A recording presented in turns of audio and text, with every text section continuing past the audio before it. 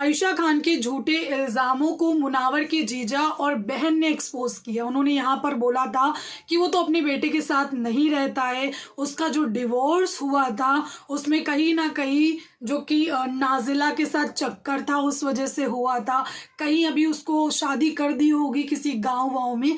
इस तरीके की बातें उन्होंने करी थी। फिलहाल यहाँ पर जो कि उनकी बहन है, उनके जीजा हैं, उनका जो इंटरव्यू सामने आया है उसमें वो आयशा को लेकर के ये कह रहे हैं कि बाहर आने का इंतजार तो करना चाहिए था, बाहर आने का इंतजार करते अंदर जाकर के तमाशा बनाने का और उसकी इमेज पर दाग लगाने का क्या मतलब है। इंशाअल्लाह ऐसा कुछ भी होगा नहीं। आज जिस मकाम पर वो पहुंचा है उसने बहुत ज़्यादा अपनी ज़िंदगी में मेहनत करी है, इज्जत देने वाला अल्लाह है। साथ ही उनका कहना है कि उसने बहुत मेहनत करी है। डिवोर्स वाला जब सवाल उनसे पूछा गया, जो कि उनकी वाइफ का डिवोर्स हुआ, उस पर उन्होंने बोला कि ये आपसी सहमति से हुआ है, ऐसा नहीं कि कुछ मारपीट या फिर कुछ ऐसा हुआ, आपसी सहमति से हुआ और जितने मुंह होते हैं उतनी ही बातें भी होती हैं।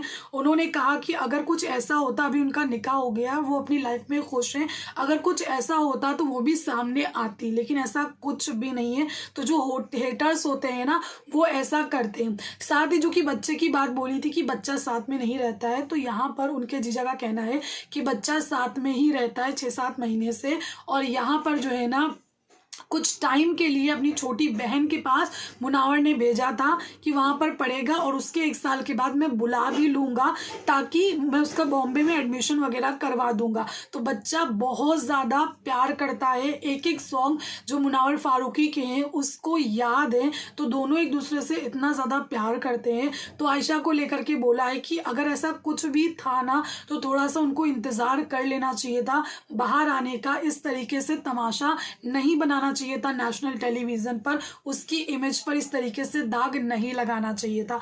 फिलहाल क्या कहना चाहेंगे अगर आयशा में इतना ही वो होता? कहीं ना कहीं क्या बोलना, जितना बोलूँगी मैं उतना ही लोग बोलेंगे कि आप हमेशा डिफेंड करते हो मुनावर फारूकी को। तो डिफेंड इस पॉइंट पर मैं हमेशा करूँगी कि आयशा को नेशनल टेलीविज़न पर जा करके उसकी इमेज को ख़राब नहीं करना चाहिए था, तमाशा नहीं बनाना चाहिए था। अगर आपने इतने दिन का इंतज़ार किया था तो आपको थोड़ा और भी इंतज़ार करना चाहिए था, लेकिन आपने अपना फ़ायदा सोचा कि बिग बॉस में किस तरीके से मुझे एंट्री मिले, कुछ किस तरीके से मैं और भी ज़्यादा मेरा नाम हो। तो ये सारी चीज़ें सही नहीं है। किसी को गिरा करके आप अपने आप को उठा रहे हो, जो कि ऊपर वाला भी देख ही रहा है। क्या कहना है आपका ज़रूर बताइएगा। Thank you.